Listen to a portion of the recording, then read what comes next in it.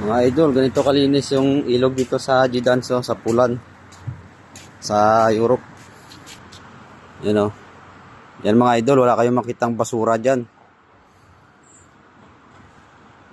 Yung tubig na pumupunta sa ilog, hindi naman madumi, malinis. Yung ilog na nga yung tubig ng mga bahay dyan na ano. Na galing sa bahay, hindi naman napunta dyan sa ilog. Yan o. May sariling kanal mga yan. Yan o, hindi. Kaya yung tubig ang malinaw. Lumot na yan sa ilalim kaya madilim. Pero yung tubig malinaw yung. Ganyan kalinis dito, wala kayong makitang basura. Yan o. Yung mga bahay sa palibot pero yung mga basura nila wala dyan sa ilog. May sariling lagayan. Yan mga idol o.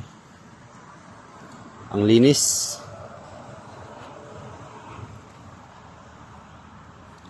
Okay, mga idol, thank you for watching. Hanggang dito na lang.